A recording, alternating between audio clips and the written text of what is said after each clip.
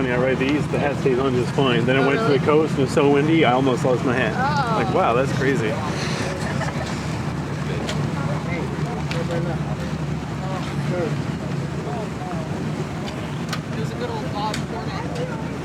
Okay, you guys together, just so your parents know that you were on the trip. Susan. Oh, okay. At least at the beginning. 1, 2, 3. Yeah. Proof that you started off. Yeah, we were fine when we left. Exactly. Yes. Yes. All right, good morning, y'all. How are we doing today? Nice. We got about 5 of you who are excited for this boat ride. Welcome everyone to Hellgate. My name is Hayden. I'm going to try and be your pilot today. Back here, I've got Reed with me, aka Slim Shady, Marshall Mathers, as you can see. I don't know what the heck is going on with the hair, but he's heard enough of me about it. No, he will not be performing for us today either. I've been trying, but said no, he's retired. We signed up for the whitewater trip, the good trip. What, about 76 miles round trip? We got a little bit of river to see today. We're going to see quite the change throughout the trip. And to make note, we'll talk about it a little more. Make some notes as we're going down the river, especially the first hour or so, and how big the river is, how wide it is. We're still kind of in our residential section. We're going to be dropping down into the coastal mountain range. Things are going to narrow up a little bit. Now, this boat we got today, we have the Linda K. Going to be one of our 3 whitewater boats. This boat about 28 feet long, 10 feet wide, built of aluminum here in our local custom Hellgate boat shop. A little bit about how this boat works. When we're idling like so, we need 2.5, 3 feet of water, especially when we get up on plane. The back of the boat squats down a ways before it levels out. When it does level out, get up to cruise speed, this boat we can run in as little as about 8 inches of water, which is a couple spots that I'm very thankful for that, as you're going to see. River, some okay spring flows, should be releasing some water in the next week or so. Got the lake up there, Lost Creek, full to the brim. Got still quite a bit of snowpack up there in the Cascades, Crater Lake area that are going to continue dumping into that lake. We're going to have plenty of water for today. Cruise speeds today about 30-35 miles an hour. Boat does read speeds up a little quicker. I promise at points, especially on the way home. We're going to test that out. We're going to see what this baby can do because, you know, I do not pay for the fuel. Technically, you guys do. And trust me, I do see those ticket prices. We're going to do everything we can to get our money's worth. Just don't tell them I said that up there at the office. For power, this boat, again, these are the whitewater boats. We have 3 of them, a little smaller than the other 7 boats we have in the fleet.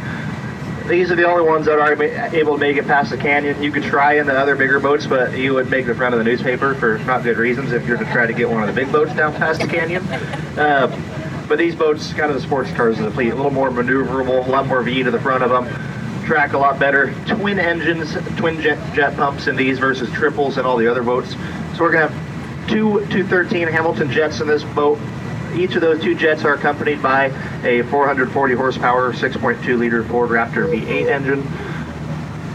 Yes, we got Fords back here. Do we got any Chevy guys or gals on the boat? Yeah. Does that make you guys nervous what we got back here? Yes? Cross those fingers.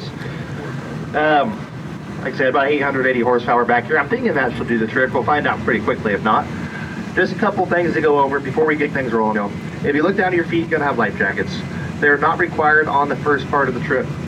When we do go beyond Hellgate Canyon, per the Oregon State Marine Board, since we're entering into some Class 2 rapids, they do ask that we don life jackets for that whitewater section of the trip. So our game plan today, we're going to head downriver, be stopping at the Hellgate River Lodge. We're not going to be eating right away, just a little bathroom break, stretch your legs, walk around 10-15 minutes, and then we'll hop back in, kind of get familiar with those life jackets, and we'll be about a mile down to the canyon, and that's when we'll enter into that whitewater section. Depending on traffic, it is Saturday. We could be dealing with a little bit down in that whitewater section, and I'd say roughly 2 hours down and back to the restaurant to eat, roughly, give or take. Could be hour 45, could be 2 hours 15. Again, we'll kind of see what we got down there today. Just mentally prepare a little bit. Again, it's Saturday. We got some good weather. I'm sure there's going to be some people doing some day floats down there today. Have you back to town probably right around 3 o'clock, give or take again. So again, life jacket is not required, first part. We'll talk about those more a little later. Electronics, things you don't want to get wet. I do recommend protect those. Cell phones, cameras, watches, hearing aids, anything you don't want to get wet, do protect those because, you know, we are on a boat, not an airplane or a train. There's going to be some water inside the boat at certain points today. We'll talk a little more about that as things warm up and see how much water we are looking for, how much water we aren't looking for. Hats. I see we got a few hats on board. I do recommend cinch those down, turn them around, put them away completely. Typically, we do not turn around for those hats if they fly away. They're not easy for us to go and retrieve. Actually, the only hats we would go back for, we got 3 types. First one being a Hellgate Jetboats hat. We got one safe one up there. Second would be an Oregon State Beavers hat. Third would be a Seattle Seahawks hat.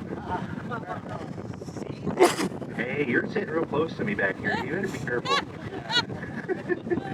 Yeah, I'm sorry, guys. You know, as a Beavers and a Seahawks fan, I do not get very many wins throughout the course of a year, so I got to get them in any way possible. Yes.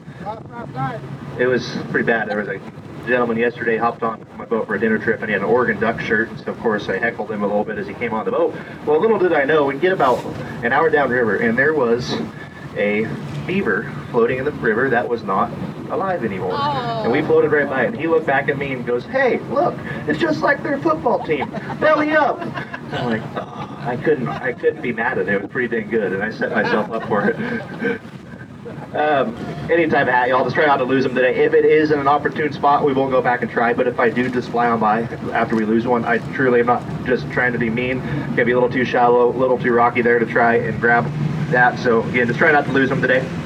When we are up on plane, I do need us to please stay in those seats. First part of the trip, a lot of idling, quite a few residential spots, county parks, we got to go slow for. So if you're getting stir crazy, want to stand up, stretch those legs, feel free to do so just when we're idling. So this first part downriver, just gonna kind of take it easy, check some things out along the way, make our way down to the river lodge, and from there things will be good. So again, stay in those seats for me throughout the trip when we're up on plane. When we're idling, can you stand up real quick? Feel free to do so. Last thing for me here in town, we're going to get our picture taken off of the 6th Street Bridge straight ahead. Going to go directly under our photographer and give him a big wave, 5-10 finger wave. I don't care. Just please no one finger peace signs. Keep your clothes on at least for the photo. After the trip, there will be one person from our boat selected for a free copy of this photo. So if you'd like, when we hop off, stop by the gift shop, see if that was you. Otherwise, they will be available for purchase. All right, give them a wave up there, y'all. Here we go.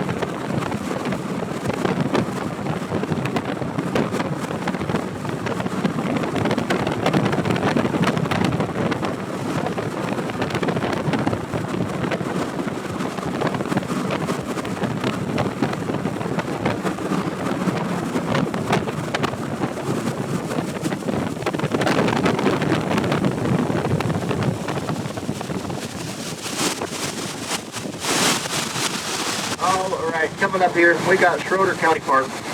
These are some of the main spots we have to idle today. County parks, boat launches, designated swimming areas, along with many other spots you'll find out. Some residential areas where you got boats on the bank, things like that. So just try to bear with me through some of these spots. Not my choice to go slow through here, but I do have to abide.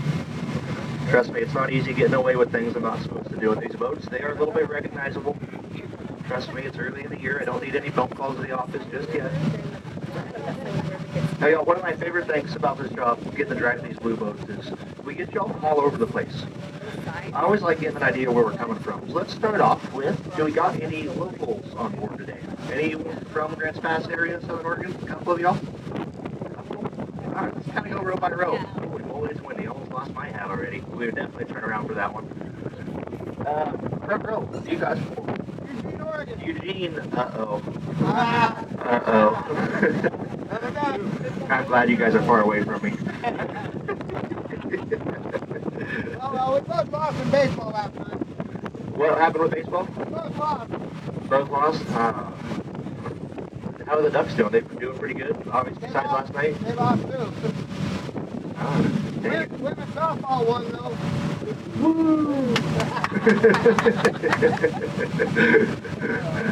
Eugene up there. Second row. What about y'all? And Russia. I heard, what was the first one? Bay. Goose Bay, and then did I hear Russia over there? Holy moly. So maybe You're a little ways from home. Very cool. Can I ask what brings us here?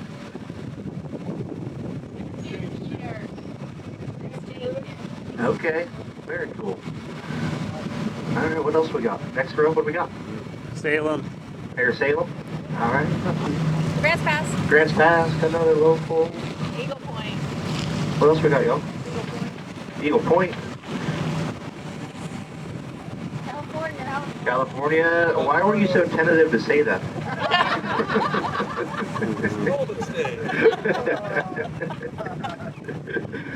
Whereabouts in California?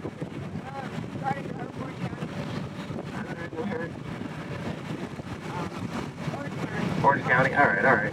Crescent City. Crescent City. San Francisco here. Then we got some locals over. Bismo Beach here. Nice. Welcome, y'all. How many first timers we have on the blue boats at all? Not just the whitewater trip. Any first timers on the blue boats in general? Nice. You guys signed up for a good trip. And then do we got any of that first time just whitewater maybe? Quite a few. There we go. I like it. Welcome, y'all. Thank you guys for coming out and spending some time with us today. We truly do appreciate it. Now that I know extremely little about you all, I'll tell you extremely little about myself. Born and raised here in Grants Pass, yeehaw. I know, really, really exciting. I do have some family history on the Rogue, you could say. My great-grandparents actually built one of the lodges on the Lower Rogue. Those familiar, anyone by chance got to do the 3 to 4 day Lower Rogue raft trip before through the wild section? No? I'm sure a couple of you heard of it. Probably. We got it's like a 39, 40 mile stretch of water where you really only boat or hike in down there. And that's, the entrance to that is Grave Creek, which is our turnaround point. It's all permit based over the summer months. Between May 15th and October 15th, you have to have drawn a permit the year prior to enter into that section via boat anyway. The trail you can go on anytime. But if you're not one to camp along that 3 to 4 day raft trip, a couple lodges you can stay at. Great Grandparents built Paradise Bar Lodge would be one of the lodges on that you could stay at. Second night, I believe. I say only boat or hike in down there, unless you're crazy enough. My great grandpa, he had a little Super Cub prop airplane that he would fly into these little tiny tight canyons, had the most terrifying airstrip tucked back behind the lodge he'd go in and out of every day. And I've heard quite the stories about him in that plane. And I don't know if he was actually that good of a pilot or how much help he got from that little brown paper bag tucked between his legs at all times while flying that airplane. I'm sure it helped at least a little bit, but we don't got to talk about that part today. Anyway, it just seemed right I was doing something on this river, y'all. So no complaints from me here. We're going to hop on down here into Eisman Stillwater. Going to be kind of our main little residential stretch for the day. Potentially our longest spot we got to idle. So we'll hop down here and get through it.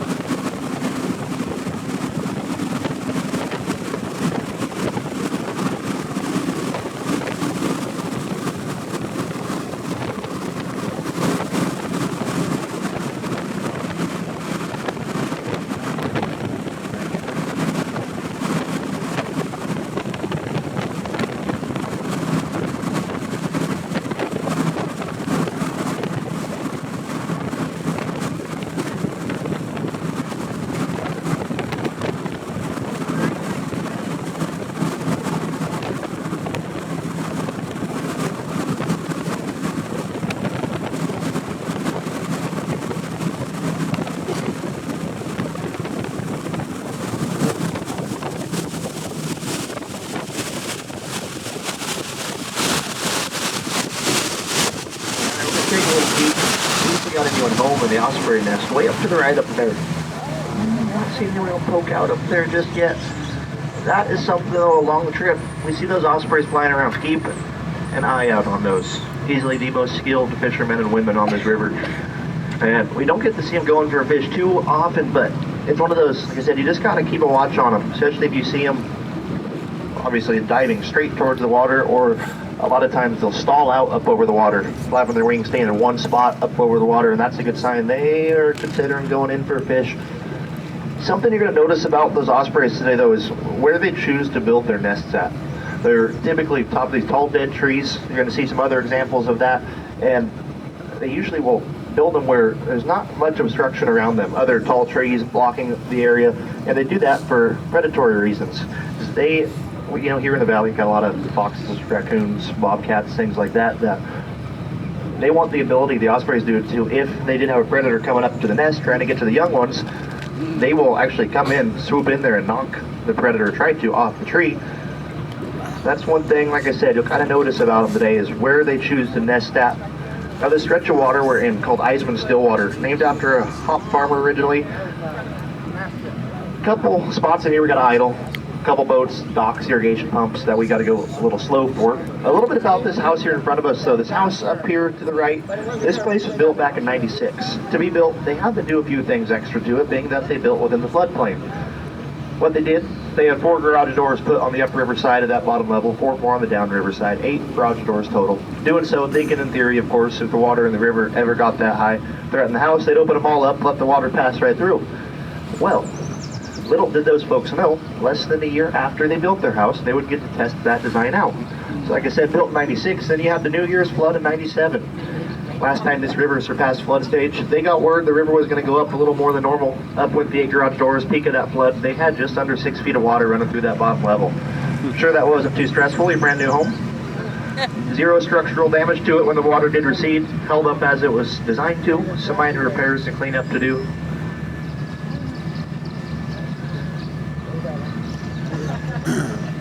Nice. Most of you just passed this first sobriety test up there.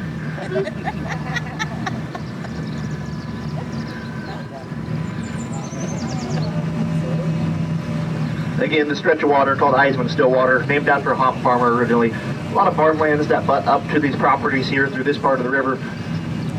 Farming and agriculture at one point was a pretty major industry here in the Rogue Valley. Not what you could really say brought that initial surge of settlers here, though.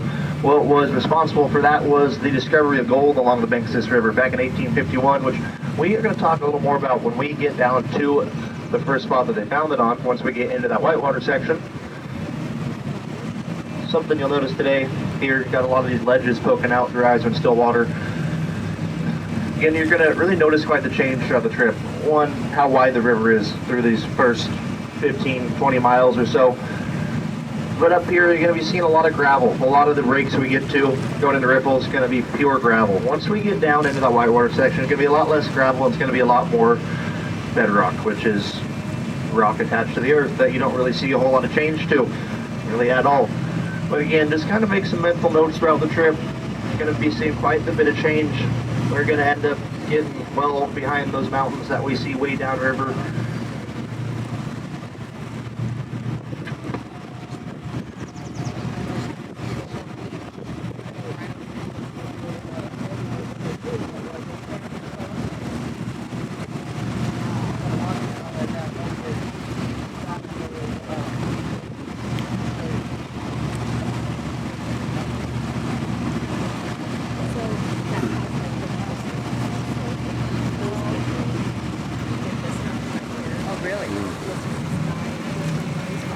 Probably noticed a couple, you could say, nice homes along this stretch of the river. This one, probably my favorite, arguably the nicest home along the road here, arguably.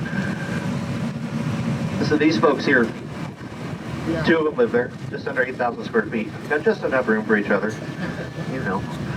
His side of the house on the right, her side on the left there. Now these folks, Ron and Sue, good friends of the owners of the Jetboats, they actually have all of us jetboat drivers over for dinner once before every season starts.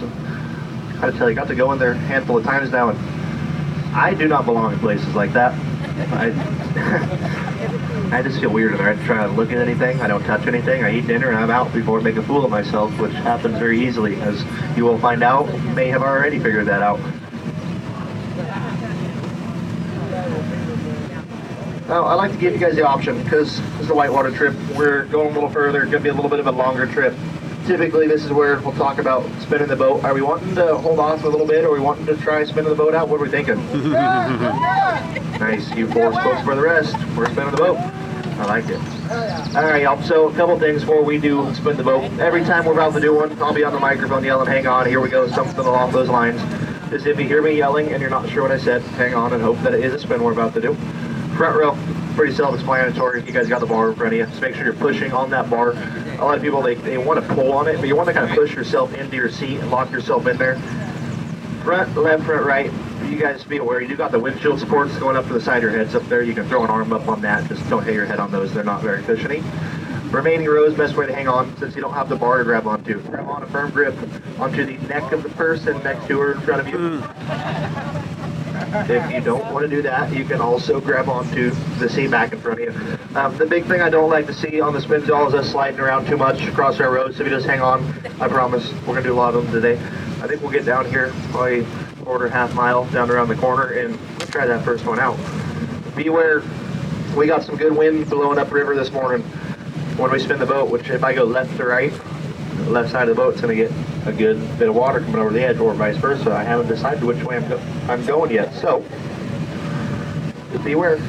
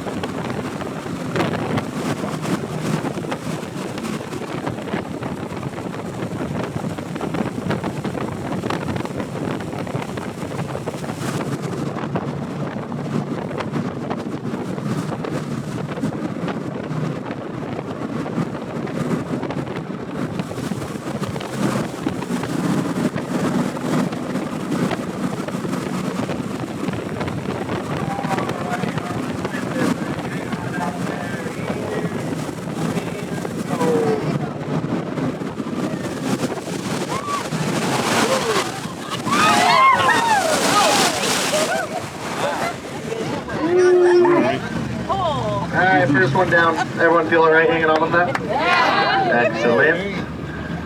It wasn't as bad as I thought. We didn't get a whole lot of heel over the edge. Good. Don't get used to that. We'll kind of alternate throughout the day as much as I can. Some spots, depending on that whitewater section, how much traffic, might be going the same way once or twice, but we'll do our best to alternate those today. As I see a couple of you found, we had a bit of a spectator on that spin. If you look straight up, got a bald eagle up there, fully mature one. If you're having trouble, find the nest. Big clump of sticks up there, you got an eagle just above it. The way that, you know, that they've hit full maturity is actually those bald eagles, they do not develop the signature white heads and white tails till about the 3 to 4 year mark. So prior to that point, a little harder to identify as a bald eagle. They'll be kind of all black bodies, faint white spots on the undersides of them. On average in the wild, they're living 20 to 25 years. Oldest one on record, though, upwards of 38 years old. Keep an eye out on quite a bit over the last week or so. You were able to see one or two of the babies poking their heads out of the nest up there. It's not looking like it at the moment. The bald eagles, they eat a lot of fish. Not nearly as skilled at catching them as the ospreys. The eagle's a little more the scavenger type. They will eat anything from fish, muskrats, snakes, sometimes small children. Now, it is true that the Chihuahuas, the little ankle biter dogs, things like that, they have been known to do it. Actually, one of our drivers, our manager Brent, he is from Petersburg, Alaska, a little southeast Alaskan town, and said it was a true story. His town, I remember it was a Chihuahua or another little tiny dog, but you know, a town of about 1,000, 2,000 people. Word got around quick when that happened. This is the first spot where we typically see them. Quite a few other spots along the way. We're going to be keeping an eye out, see what else we can find today.